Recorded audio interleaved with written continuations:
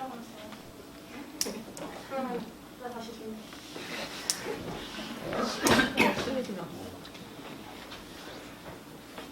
얘들아 안녕. 여러분 안녕하세요. 얘들아 왜 이렇게 다 자고 있어? 일어나볼까요? 네. 우리 오늘 아직 마지막 7교시 수업이라서 다들 힘들고 지치겠지만 선생님이랑 같이 지리 수업 열심히 해서 뿌듯한 마음으로 집에 가보도록 할게요. 자, 오늘 무슨 단원에 대해서 배울 거냐면, 맞다, 우리 수업 시작하기 전에 지리 인사해야죠. 우리 3반 지리 도우미 누구였죠? 저 영원이었죠? 영원이가 일어나서 다 함께 지리합시다 외치면서 수업 시작해보도록 하겠습니다. 네, 차렷, 지리 인사, 지리합시다. 네, 자, 우리 오늘 무슨 단어에 대해서 배울 거냐면요, 도시계획과 도시재개발에 대해서 배울 건데요.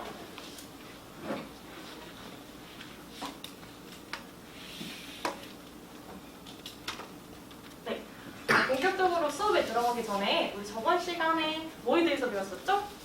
도시구조와 대도시권. 도시구조와 대도시권 관련해서 선생님이 문제 3개 준비했어요. 같이 풀어보면서 복습하는 시간 가지도록 하겠습니다.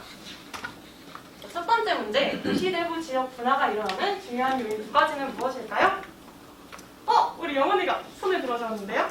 네, 기대와 접근성인 것 같습니다. 네, 정답입니다. 우리 저번에 도시 내부 지역 분화가 도시가 성장하면서 도시의 기능이 분리되고, 그리고 분리됨에 따라서 주거지역, 그리고 상업지역, 공업지역이 형성된다고 배웠습니다. 그리고 거기에 영향을 미치는 중요한 요인 2가지가 우리 영원이가 말한 접근성과 지대였죠. 그리고 또 접근성이 높아지면서 지대도 함께 높아진다고 배웠습니다. 자, 두 번째 문제, 직장과 주거지가 분리되어서 주간의 유동인구는 많지만 야간의 상주인구가 적은 현상을 무엇이라고 하나요? 네, 우리 유원이가 손을 들어주었는데요. 인구 공동화 네, 현상. 네, 자신 있게. 네, 맞습니다. 인구 공동화 현상이었죠? 우리 인구 공동화 현상이 나타나는 가장 근본적인 이유가 뭐였을까요? 지대가 높아서 그런 것 같습니다. 그쵸. 지대가 높았고 도심 지역에는 고차 서비스 기업, 서비스 기능, 그리고 상업 기능과 같은 중요한 기능들이 밀집돼 있어서 주거 기능들은 천천히 축소가 된다고 배웠었습니다. 자, 그리고 우리 세 번째 퀴즈. 자동차의 보편화, 지하철 노선 연장 등 교통의 발달로 통근 및 통합권, 상권이 확대되어서 땡땡땡권이 형성된다. 정답? 네. 수연이가 한번 대답해볼까요? 대도시권이요. 네, 정답입니다. 우리 대도시권은 도시가 점점 성장하면서 대도시권도 함께 커진다 배웠었죠?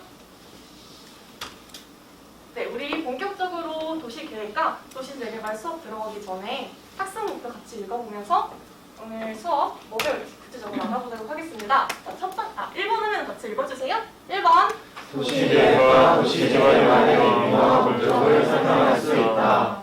우리 도시계획과 도시재개발이 오늘 배울 내용의 핵심 키워드니까 잘 기억해 두시고요. 2번. 도시재개발의 유형과 방법을 분류할 수 있다. 네, 기준에 따라서 어떤 유형화되고 어떻게 방법을 분류할 수 있는지 배워보도록 할 거고요. 3번. 도시재생의 의미를 이해하고 해외 사례를 우리나라 도시사회에 적용해 볼 수 있다. 네, 우리 3번 같은 경우는 우리 저번 시간에 오늘 토의 활동 한다고 했었잖아요. 우리 지리 도우미가 수업 시작하기 전에 프린트 나눠달라고 전달했었는데 다들 받으셨나요? 네. 그거 오늘 수업 한 10분 정도 하고 토의 활동 같이 진행해 보도록 할게요.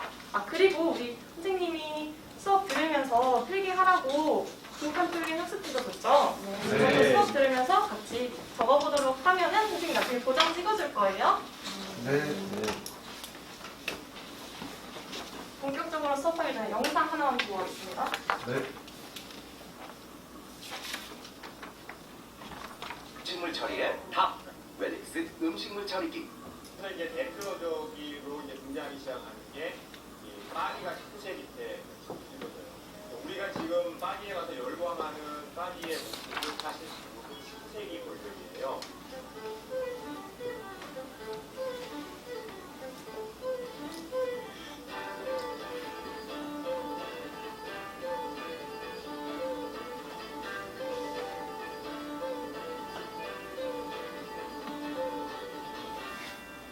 그 전까지 파리도 보면은 중세 그 퍼블포드라는 우리가 유럽의 오래된 도도가 보면은 퍼블포드라는 골목대교 이런 게 파리에 많았어요. 근데 이제 나폴레옹이 개선문을 중심으로 새로운 도시 쪽에 중심 공간을 개선문을 중심으로 한번 딱 짜요. 저거는 문화 건물은 아니고 이제 나폴레옹은 황제가 되고 싶어가지고 로마 제국 황제들의 건축 양식을 가져다가 저걸 도시의 중심으로 삼았고, 그러다가 나폴레옹 3세 때 1950년대에 파리 재개발 계획을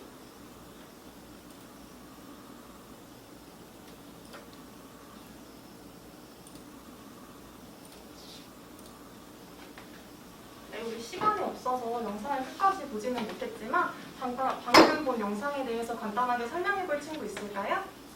네, 우리 시연이가 대답해 볼까요? 파리의 도시 계획과 도시 재개발에 대한 내용이었던 것 같아요. 네, 맞습니다. 우리가 파리 방금 보면서 나폴레옹이 황제가 되고 싶어서 도시를 중심으로 개편을 했다고 방금 나왔었잖아요.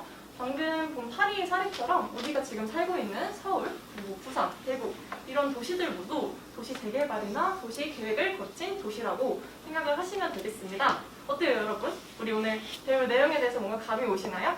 네. 그러면은 본격적으로 수업 시작을 할게요. 먼저 도시 계획부터 봅시다. 도시 계획이란 계획인데 어떤 계획이냐? 도시에 거주하는 사람들의 주거 환경을 개선하고 도시의 여러 기능을 합리적으로 배치하기 위한 계획안을 수립해서 시행하는 것을 말한다고 하죠. 서울의 경우에는 도시화와 산업화가 되게 급속하게 일어났잖아요. 그렇죠? 그래서 사회적인 문제나 도시 문제들이 많이 발생을 하게 됩니다. 그래서 여기 보시다시피 교통 혼잡, 생활 여건의 악화, 자연 환경의 훼손 등, 그리고 난개발 저번에 배웠었죠. 어지러울 난이라고 해서 남자편 할 때 그래서 나무잡이식 개발을 말한다라고 말을 했었잖아요. 그래서 이 난개발을 방지하고 도시 경관을 정비하기 위해서 실시하는 것이 도시계획이라고 합니다. 네, 우리나라 도시계획은 크게 세 가지 시기로 분류를 할 수 있는데요. 먼저 1970년대부터 볼게요. 특징 보면은 용도 지역의 종류 세분화라고 나와 있죠. 이 용도 지역이 뭐냐 하면은 용도가 쉽게 말해서 용도가 정해져 있는 지역이라고 생각을 하시면 되는데 70년대 이전에는 따로 용도가 정해져 있지 않은 거예요. 그래서 한 지역에서 농사도 짓고 상업 활동도 하고 공업도 같이 모여서 하게 된 거죠. 그래서 70년대부터는 이 용도 지역이 정해지고 종류도 세분화되었다라고 아시면 될 거고요. 개발제한구역 우리 저번에 이거 가지고 토론했었죠. 개발지역 다른 말은 또 우리가 뭐라고 하죠? 네, 맞습니다. 그래서 그린벨트가 왜 설정을 하냐면 도시의 무질서한 확산을 방지하고 도시 주변의 자연 환경을 보존하고자 개발제한구역을 설정했다고 했었어요. 그렇죠? 네, 그리고 1980년대에는 사실 이제 도시 같은 경우가 되게 엄청 크잖아요. 그렇죠? 그래서 1, 2년 이렇게 짧게는 도시 계획을 이렇게 할 수가 없다. 그래서 20년 단위의 도시 기본 계획을 시행함으로써 도시 문제에 장기적으로 대비하고자 했고요. 1990년대 이후 보시면은 획일화된 도시 계획에서 탈피해서 지역 주민이 참여하는 지속 가능한 도시 계획 방식으로 변화하고 있다고 합니다. 그러니까 이제 지금 살아가고 있는 도시 주민들뿐만이 아니라 미래에 살아가는 도시 주민들도 살아갈 수 있는 도시 계획을 한다라고 이해하시면 되겠습니다. 그리고 도시 계획의 수립 과정부터 여기 세 가지 사례가 있는데 106페이지에 보시면은 그 한글도 있는데 시간이 없어서 오늘은 넘어가고 집에서 읽어보고 생각해보는 시간 가지면 되겠어요. 지금까지 선생님이랑 같이 도시 계획에 대해서 배웠었는데 혹시 선생님 말 빠른가요? 아니요. 적당해요? 네. 다들 혹시 모르는 거 있는 사람 다 이해됐나요? 네. 그러면은 도시재개발에 대해서 이어서 설명해보도록 할게요. 도시재개발이랑 같이 읽어볼까요? 사람이 열악한 지역의 건물을 초기와 서리 개조 등의 과정을 거쳐 도시 환경을 개선하면서. 네, 우리 다 같이 큰 목소리로 잘 읽어주었는데요. 우리 선생님이 아까 말했다시피 도시화와 산업화가 급속하게 일어나면서 자연스럽게 도시로 인구가 몰리게 되겠죠. 그래서 이제 시가지 확장의 필요성도 더불어서 사람들이 급속하게 몰리니까 주택도 부족하고 기반 시설도 부족하고 불량주택이 뭐냐면은 낙후된 주택이나 결함이 있는 그런 주택을 말하는데 도시의 미관을 해치는 그런 주택이라고 생각하면 돼요. 그래서 불량주택 문제도 있고 범죄 위험 증가 등의 문제가 발생하는 거예요. 그래서 이러한 낙후된 도시 환경을 개선하고 주거 생활의 질을 높이기 위해서 정책적으로 시행하는 것을 도시 재개발이라고 합니다. 네, 그래서 이 도시 재개발은 시행 방법과 그리고 대상 지역에 따라서 분류를 할 수가 있는데요.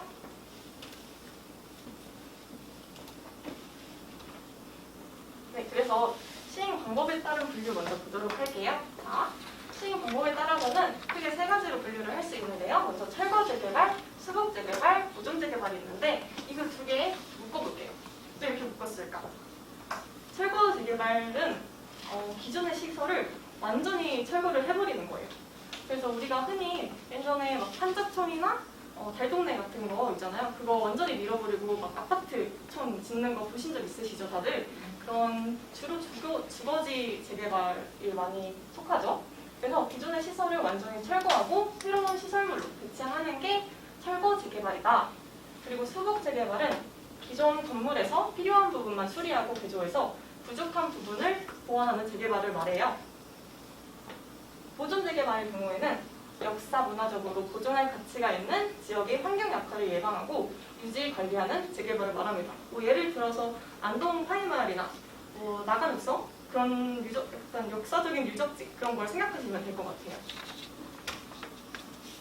자, 그리고 대상 지역에 따라서는 도심 재개발, 산업지역 재개발, 주거지 재개발로 나눌 수 있는데요.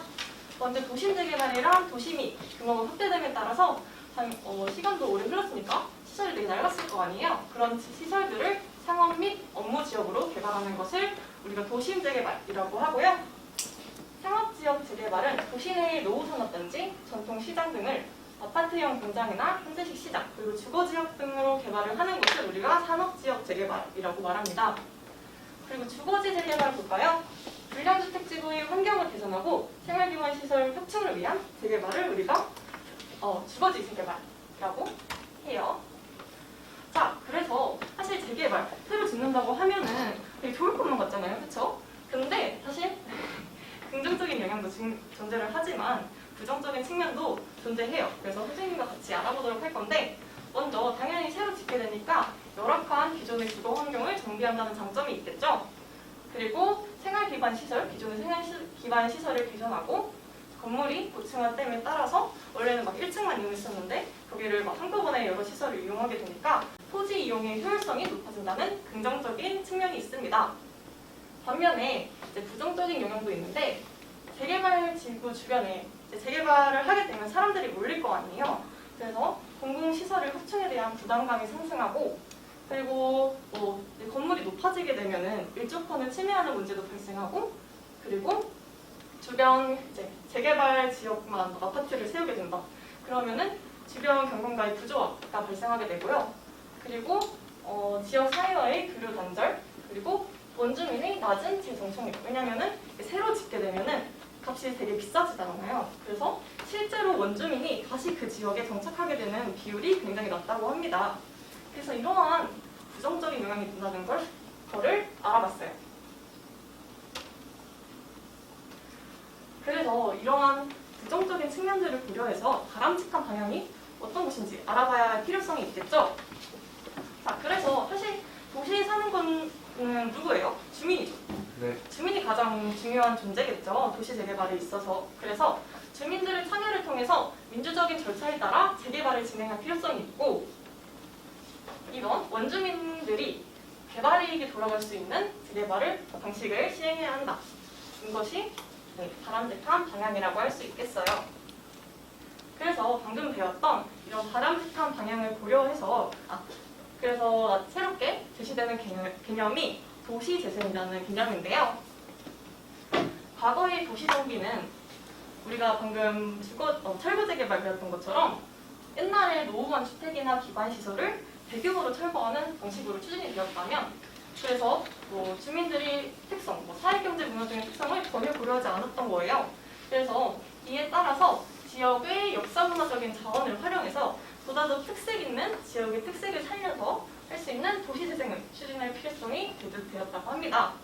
그래서 여기 표 그림 한번 보시면은 도시 재개발의 주체를 볼게요. 옛날에는 이제 개발 이익에만 관심이 있던 토지, 건물, 소유자 중심으로 도시 재개발이 주체가 되었다면 도시재생의 주체는 거주자 중심의 지역 공동체인 것을 볼 수 있죠. 그리고 대상의 경우에도 차이가 있는데 도시 재개발은 수익성 있는 토지를 대상으로만 했다면 도시재생은 자력 기반이 없어서 공공의 지원이 필요한 시태지역도 대상이 되었다고 합니다. 그리고 방식적인 측면에서도 차이가 있어요. 도시재개발은 뭐 주택 또는 기반시설 같은 물리적인 환경 정비만 이제 방식이 되었다면 도시재생의 방식은 종합적인 기능을 개선하고 예를 들어서 사회, 경제, 문화, 물리 환경들을 등과 같은 기능을 개선하고 활성화하는 그런 방식으로 이루어졌다는 점에서 차이가 있습니다.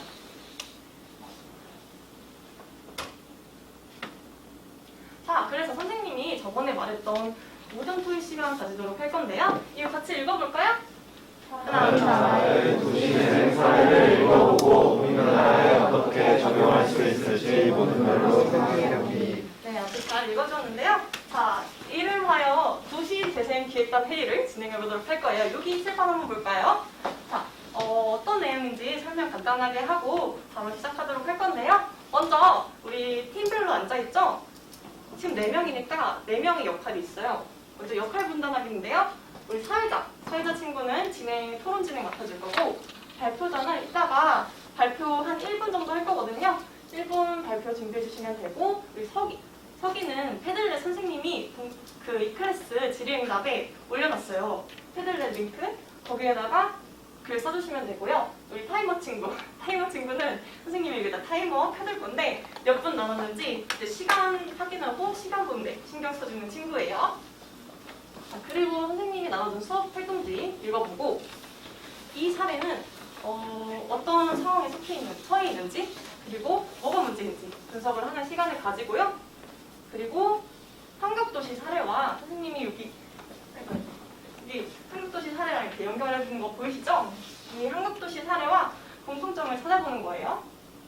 그리고 도시재생 전략 짜기. 사실 갑자기 전략을 짜려고 하면 어려울 것 같기도 한데 이런 점이 좀 좋아 보인다. 그런 거 있으면은 그냥 가벼운 마음으로 적어주면 될 것 같아요. 그리고 우리 마지막 또 중요한 게 발표 있고 조언평가 선생님이 링크도 또 이 클래스 질의응답에 올려놨거든요. 거기에 꼭 들어가서 조언평가까지 딱 마무리해주면 될 것 같습니다. 그래서 선생님이 20분 타이머 틀어놓을게요, 여기. 네. 지금부터 시작!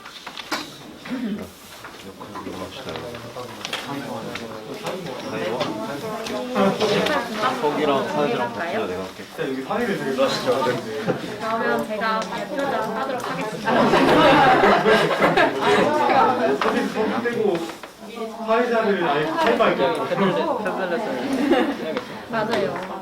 근데 제가 이렇게 그 서기 저희 토론 내용을 읽어주시면 제가 찾아서 내가 다 탈바하기로 했고 서기, 사회자,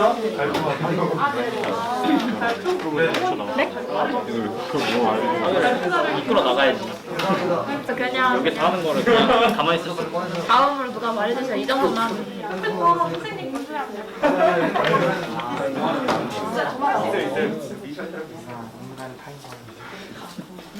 그러면 저희 좋아하고 저는 사회자 하겠습니다.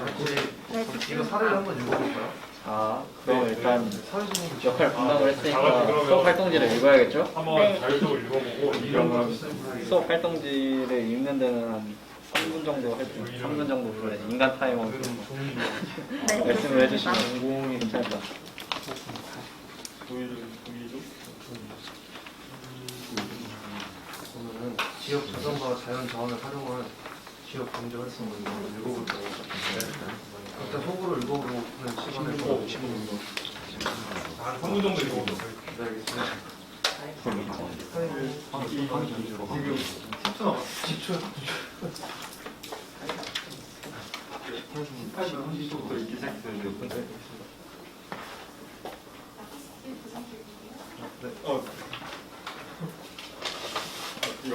감사합니다.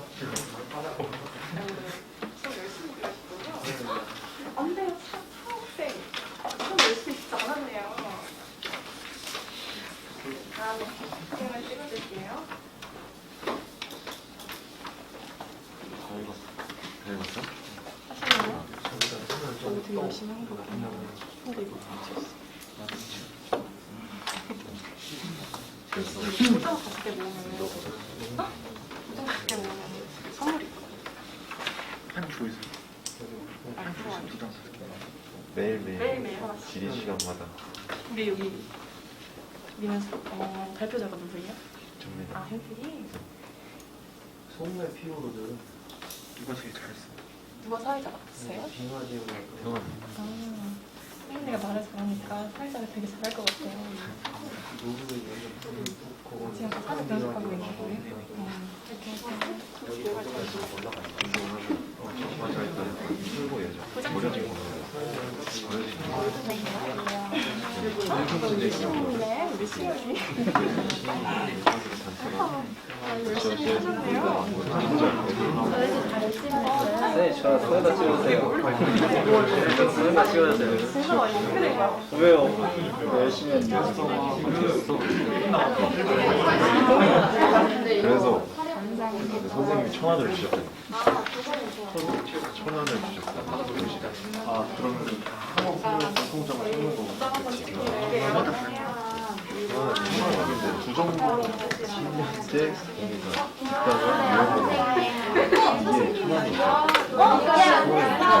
떼야 되는 거 아니야? 빨리 이거 채워야 돼요. 여기 기가 막혀 위치가. 헬로키티도 잘 없어지는 거 여기가 천안역이고 그게 천안역이라는 여기 천안역이고 천안역 자연의 병원도 있고 공병원 병원도 있고 약간 중심이야 중심. 우리나라 보면 글씨가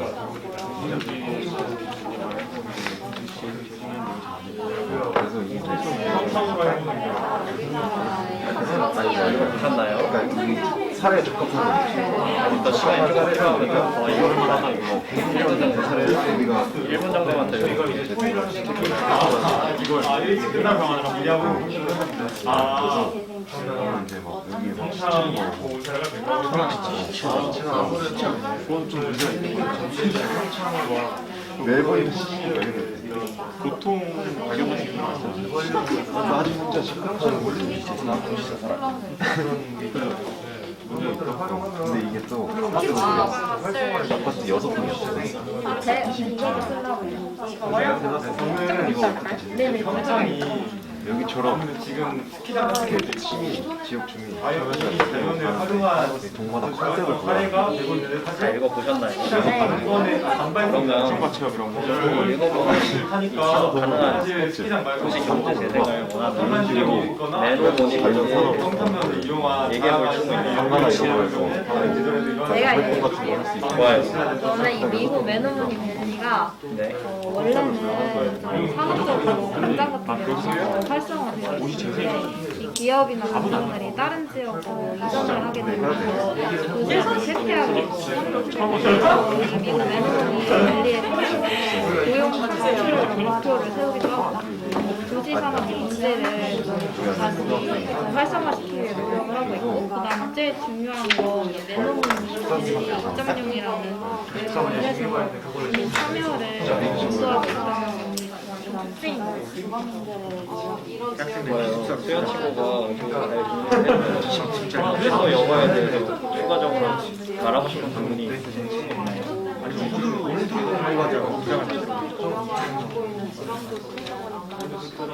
동원 친구 좀만 얘기해볼까요? 나는 약간 그런 거 같아. 이런 데 보면 여기 남아있는 지금 대원으로 성공을 하고 위에를 자르고 현주의 사례도 찾아봐야 되는데 많이 끝났어. 지금 결과만 잘랐어. 아파트 못 써. 다시 저 같은 경우는 고용 청취를 하는데 단순히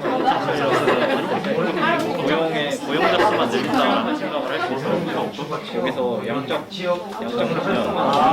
공간 일자리를 이거만큼 누구를 위해 일자리의 질적 향상까지 고려한다는 점이 중요해요.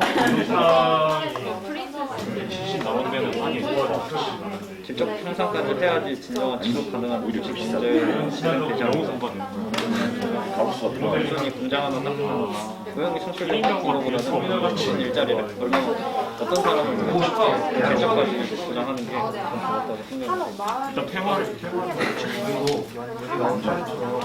마지막 다 일단 뭘 만들까요? 담았다면 2,200만 원, 4,800만 원.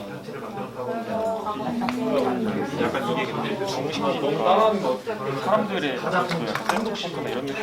레츠고 지공간으로 구성이 돼 있잖아. 여기를 하나 대신해서 엣지공간 이런 길이 차들이 막 많이 몰릴 거 아니야. 여기를 다 이렇게 길을 뚫어나가지고 보통 하면 이 공간은 너무 많아서 하나하나씩 미국 다 이거 맞죠? 미국 내놓은 이전하면서 경기가 침체됐잖아요. 3천 뭔가 세태 지역에서 세태를 하는 게 되게 변화를 공통점을 찾아보면 22층이라는 게 약간 근데 제가 알기로는 그 성적 도시계획을 하고 있는 걸로 알고 있거든요. 그래서 여기 미국 메소노니 밸리랑 삼척에 해야 되는 거 아니야? 찾아보고 이게 지어질 때 한복합으로 지어진 게 아니라 바로 1층 나머지 진행하고 나도 여기 만들었다고 계획이 시즌은 좋을 1층에서 막 알촌이 나타나 아들 이미 있으니까 딸 정도를 이 위에다가는 저희가 20분 안에 표를 올려야 되니까 몇 분이 될까요? 의견을 전환하면 오, 3분이요? 그 안에 사용되는 발표는 끝나고 20분 끝나고 하는 거 아니에요? 2층 건물이 술집 올려놨으니까 나중에 집에 가서 그러면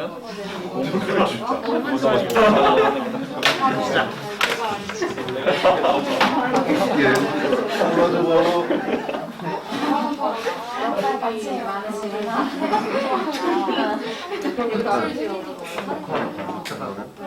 스페이스를 활용한 지역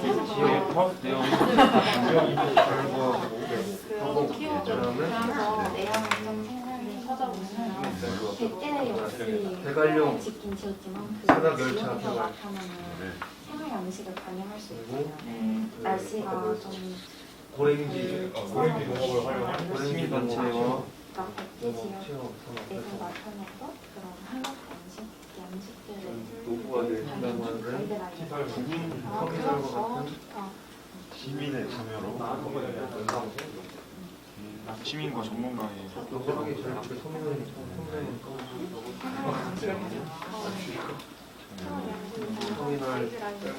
성인을 정비로 약간 좀 친환경적인 정비로 깨끗한 도시 환경을 만들기.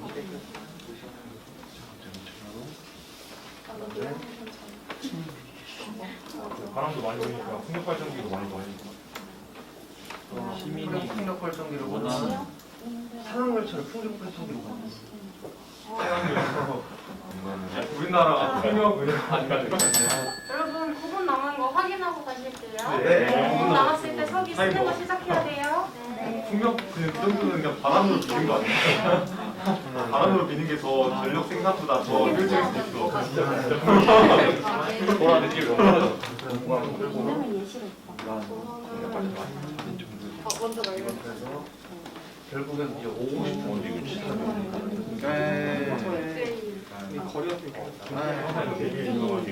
전기력을 활용한 모바일 게임 여기 침대 같은 거 없나? 직업 비밀 산업 활동.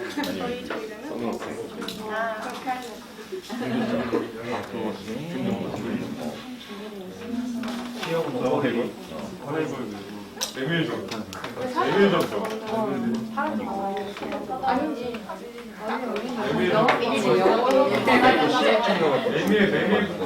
그 시민들한테 인프를 받는 거야. 계획 컨셉을 몰라서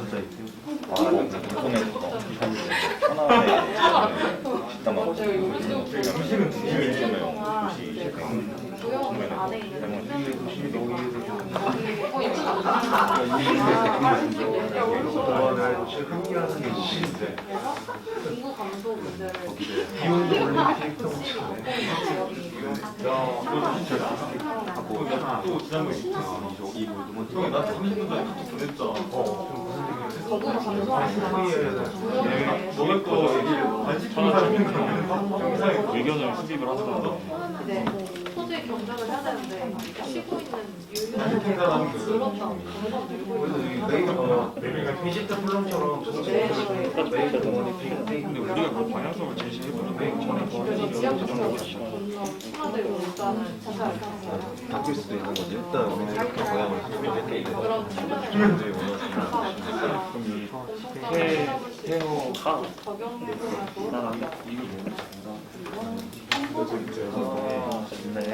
각각의 컨셉을 배우셔서 컨셉이라서 1분 정도 아니 막 이런 편한 그런 지역 그런 거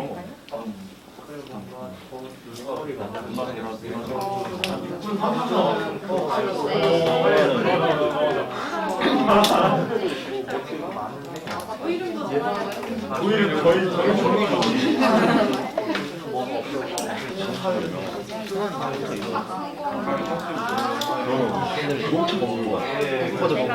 네모노니 젤리 카레가 근데 이제 건물건도 보는 거는 위에는 이제 관련 그 메이크 머니 버팅 그림 뭐라 해야 되지? 건설하면 안 되니까 기념품 팔고 하고 그 위에는 사무실 쪽. 천원이 싱크 롤링 메이크 주력 산업을 가지고 여기다가 컬러스터를 넣고 싱크 롤링 나 그런 거에도 있어. 야 이거 있어. 하나 여기 우리 메이크 머니 위드 그림 근데 좀 너무 따라하는 약간 좀 이런 형식만 따고 근데 약간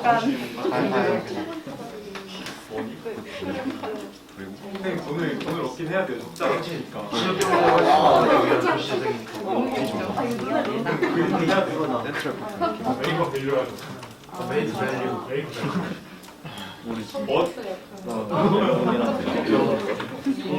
아니 22층이 좀 애매해요. 메이커 밸류. 네. 이제 5분 정도 남으니까 각자 이 공통점 또는 한계점, 시사점 5분 남았어. 5분. 이거에 대해서 한번 발표를 해보면 저 같은 경우는 이걸 읽을 때 정부와 시민이 함께하는 주민 참여형으로 계획 수립을 강조했다는 말이 있어서 국민이 직접적으로 참여했다는 것을 공통점으로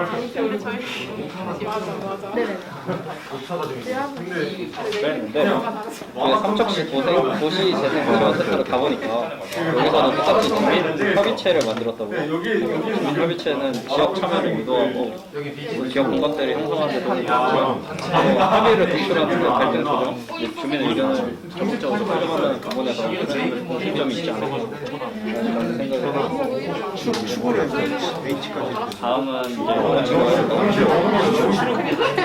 모든 걸 좋아하고 그게 올바른 잘 나가 2천원 거의 재생으로 도시 재생 아이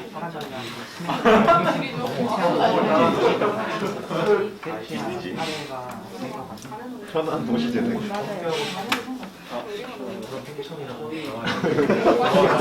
고등학교 수준이야 이게 고등학교 수준보다는 지 설립. 풍성하게 발전할 수 있는 방향 생각해가는 거예요. 밴드. 그럼 외동문이 들리라는 것이 얼마나 미국 내에서 중심 지역인지 모르겠는데 삼척은 우리나라에서 대적 지역이 있잖아요. 그러다 보니까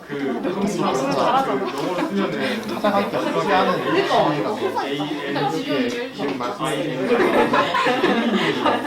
여행하는 거리서 내부의 그런 순환이나 발전은 괜찮을 수 있어요.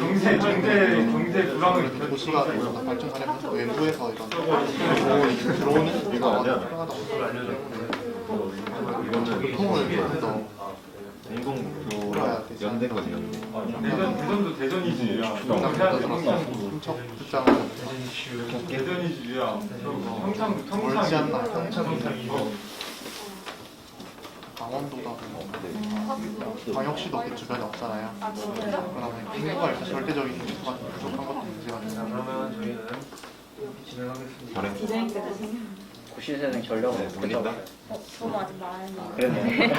저도 부근하고 말해주셔서 여기도 내부문이 벨리도 기업이 이전하면서 지역 내 주력 산업이 쇠퇴했는데 여기 삼척 같은 경우는 석탄 산업이 쇠퇴되면서 지금 경기가 지역 내 주력 산업이 없어지니까 경기가 침체되면서 이 부분이 비슷하다는 생각이 들었고요.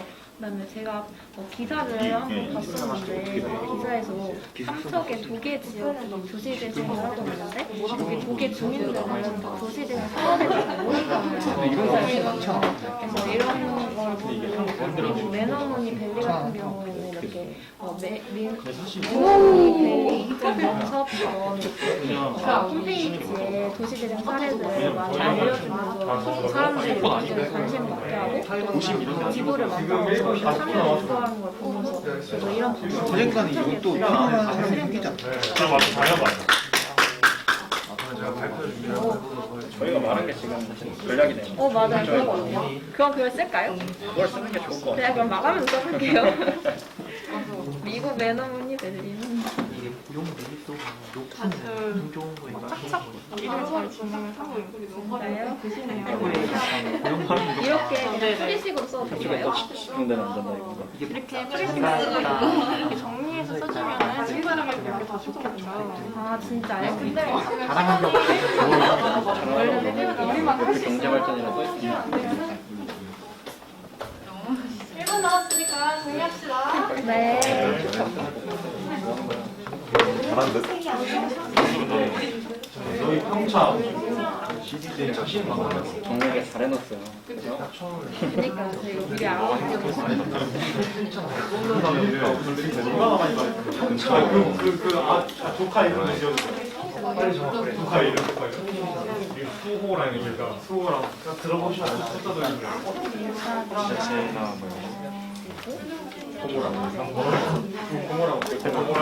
이런 식으로 쓰면 될 것 같고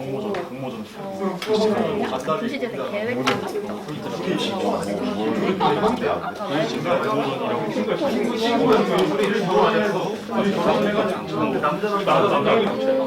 여자를 바꿔. 아니 아들인가 딸이 있다고 했잖아. 걔랑 그러면 어떡해요. 그냥 부모랑. 여러분 시간 끝났습니다. 앞에 스토리 주세요.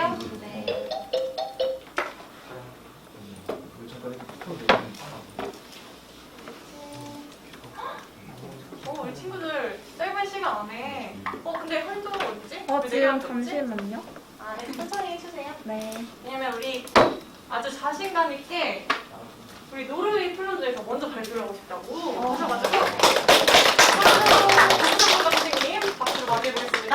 앞으로 나가서 빨리 나와가지고 해볼게요. 안녕하세요. 저는 지리도우미 황영훈입니다. 네, 저희 조는 노르웨이의 폴롬 지역 자산과 자원을 활용한 지역경제 활성화 사례에 따라서 평창 지역의 도시 재생을 한번 기획을 해보았는데요. 일단 이 노르웨이 폴롬은 산악 열차 이런 피우르 빙하 지형을 이용해서 도시 재생을 추진을 했더라고요. 저희 평창이 또 올림픽을 개최하고 나서 어떤 적자도 있고 안 좋은 말도 많지 않았나요? 그래서 저희는 이번 분위기를 한번 바꿔가지고 와라 평창이라는 사회적 기업을 만들어서 지역 주민들이 함께 공동체를 만들어서 와라 평창을 설립을 할 예정이고요. 그다음에 올림픽 마스코트 저희 수호랑이랑 반다비 오더가 유명한 거 아시죠? 그거 하면 딱 평창이 생각나는데 그거를 또 평창에 또 우리가 또 지역경제 활성화하면서 이미지를 만드는 데 활용하면 좋지 않을까라는 생각을 해서 수호랑과 반다비를 직접 사용하면 그 저작권이 IOC에 있기 때문에 저희는 수호랑과 반다비의 조카 캐릭터를 만들어서 활용하기로 했습니다. 그래서 노르웨이 사례처럼 백알령이라는 이 천혜의 자연을 이용하여 산악 열차를 개발을 해서 사람들이 오게 만들고 고랭지 농업 이 유명하잖아요. 그걸 우리가 체험해볼 수 있는 산업을 만든다면 또 궁금해서라도 또 한번 사람들이 오겠죠.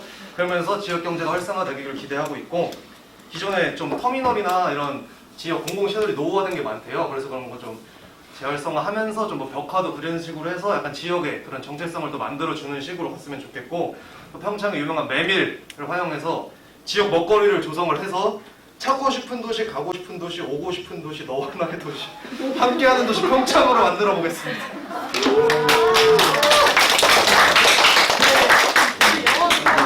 도시 막 기조까지 만들면서 아주 열심히 장기적으로 발표를 해줬는데요.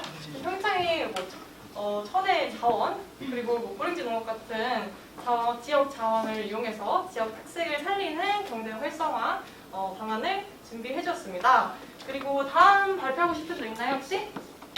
저요. 누가 먼저 할까? 수연이 좀. 수연이? 수연이 되지. 네, 수연이는 좀 어디죠? 저희도 4조입니다. 네, 4조. 미국 매너문리 밸리와 삼척입니다. 저희 조가 토의하고 분석한 사례는 미국 매너머니 밸리의 사례인데요. 이 미국 매너머니 밸리가 원래는 산업이나 공장이 많이 입지해져 있어서 산업적으로 굉장히 발달한 도시였는데 이 공장들이 이전을 하게 되면서 쇠퇴한 지역입니다. 그래서 여기 도시재생 계획 사례로 고용 창출 같은 그런 목표를 세워서 한다든지 아니면 도시 산업 용지를 좀 더 개발한다든지 아니면 매너머니 밸리 2.0의 방법을 해서 그 홈페이지에 도시재생 정보를 공개를 해서 사람들의 접근성을 좀 높이고 그다음에 참여형 지도를 만들게 해서 도시재생에 적극적인 참여를 유도하는 전략을 많이 세우는 이런 도시재생 사례인데요. 저희들은 이거에 대해서 우리나라 도시로 삼척과 비교를 했습니다.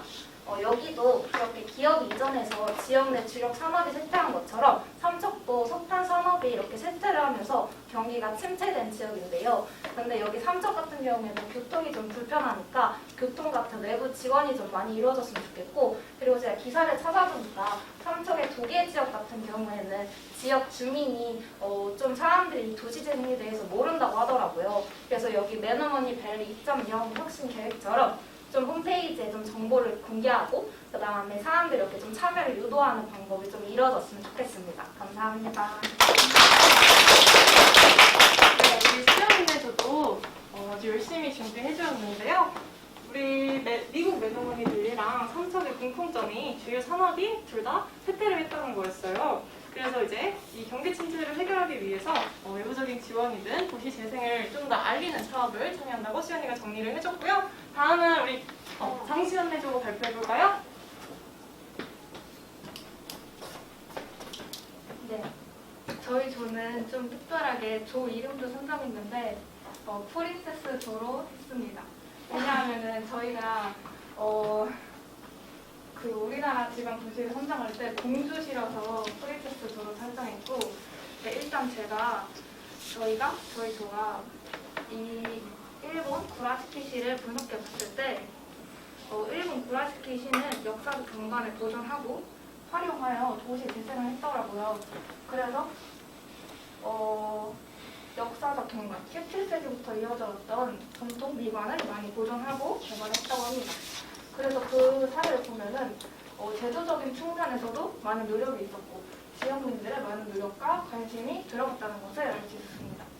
그래서 저희가 우리나라 사례 공주에 접목했는데 저희가 올린 사진이 공주 한옥마을의 사진입니다. 그래서 이런 공주 한옥마을 역사적 경관을 이용해서 저희도 공주를 재생시키고 계획하면 어떨까 해서 선정했습니다.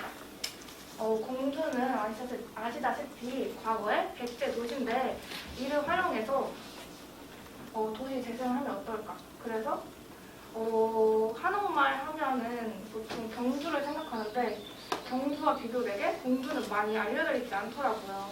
그래서 경주처럼 공주도 한옥 공간을 이용해서 막 한옥 양식, 생활 양식 가이드라인에 지정하고 제도적인 측면에서 그다음 지역민들의 많은 참여와 노력도 필요할 것 같다고 생각했습니다.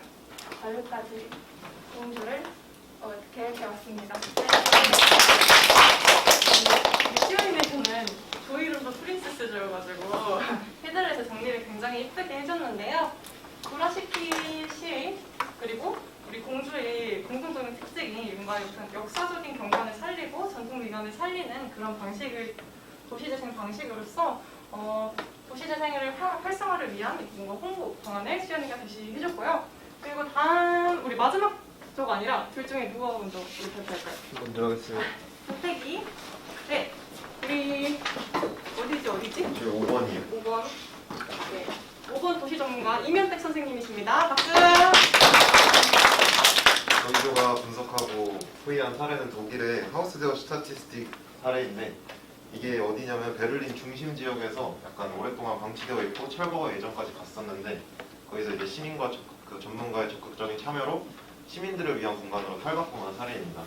그래서 저희가 천안에서 찾은 사례는 여기 사진에서 보이시는 것처럼 이렇게 딱 그 천안 한가운데 여기가 천안역이고 뭐 병원이랑 강북대 천안 캠퍼스 있고 딱 한가운데 6동의 아파트가 짓다 말고 그 방치된 상태로 있었어요. 그래서 이거를 사례로 공통점으로 보고 그래서 저희는 여기다 어떻게 그걸 계획을 했냐면 일단 천안 도시재생 해가지고 CDJ라는 것을 설립을 합니다. 그래서 이제 거기서 많은 전문가들과 시민들의 참여를 적극적으로 받고 공모전 같은 거 열어가지고 시민들의 적극적인 참여를 받으면서 6동에 각각의 컨셉을 부여해서 뭐 한 동에는 어떤 스포츠 관련, 뭐 한 동에는 뭐 예술 관련 이런 식으로 해서 그 컨셉에 맞는 뭐 사무실과 뭐 상가 이런 거를 유치할 계획을 세웠었습니다. 네, 감사합니다. 인터넷으로